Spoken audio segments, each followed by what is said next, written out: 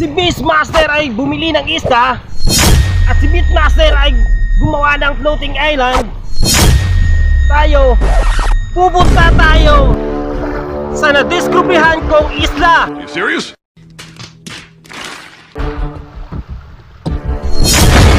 Yun! According to my Google Map, guys, nasa harap lang ng isla ng Suyak Island to.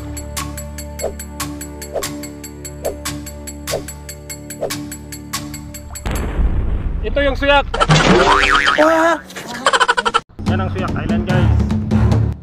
May na ano pa kami dito na maging isda na magawa ng kanilang ulam. At dahil busy sila sa kanilang ginagawa, nagpatuloy pa rin kami para sa aming misyon at nagdala kami ng mangroves na bakhaw at saka niyog na para itanim natin sa isla. Tignan yung buhangin, guys. Ang buhangin dito ay hindi masyadong maputi at malalaki ang kanyang mga butil. Instead, hindi masyadong durog. Ganda talaga ng isla na to, guys.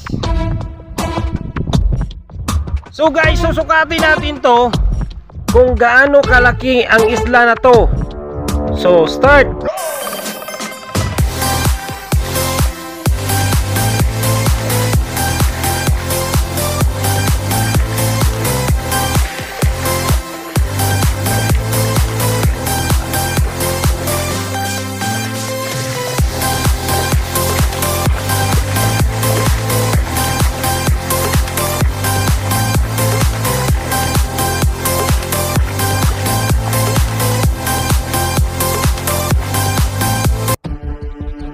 So guys, walang maghahawak ng camera ko.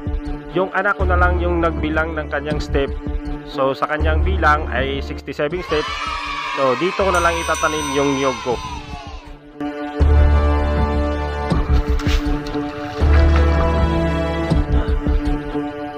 Ito na, guys.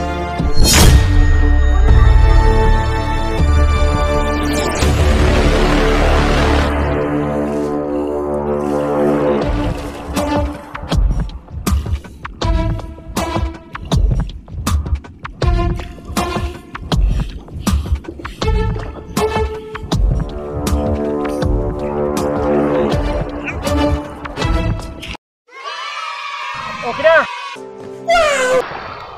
At itatanim natin dito ang pangalawang niyog. Ang unang taong nagtanim ng niyog dito sa harap ng Suyak Island na isla na to, mini Suyak Island. Ang angas mo.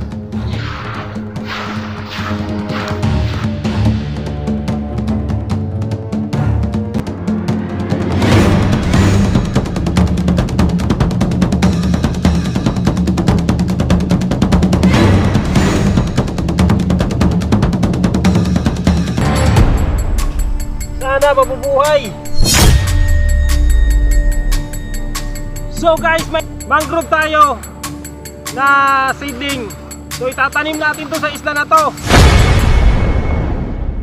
So magtatanim na tayo, guys. Simulan na natin.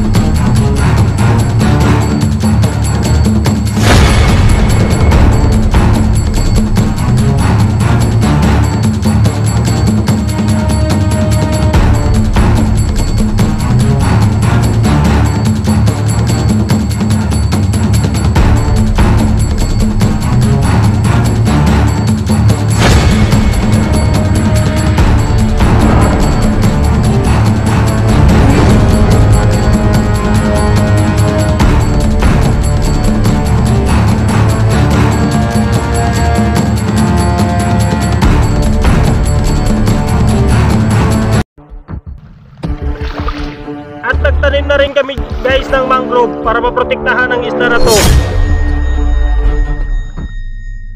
Ang linaw ng tubig, guys. You serious? Parang kristal. So, nandito na tayo. Anong gagawin natin? Di maliligo! Tara! Sarap. Ha?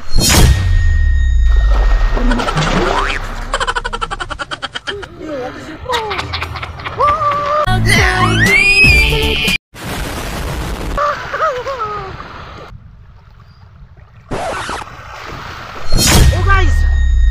May si Archin! May libre ka ng ulam! May si Archin pa dito!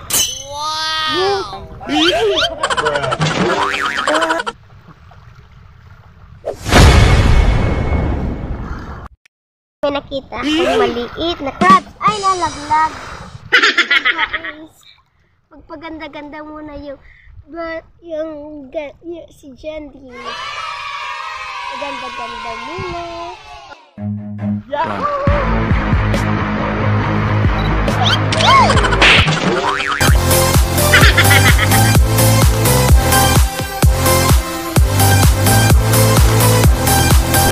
So, may mga roast tayo dito. Garbage in, garbage out tayo. At bawal magkalat dito sa isla na to. Papangalanan natin to ng mini island Libong.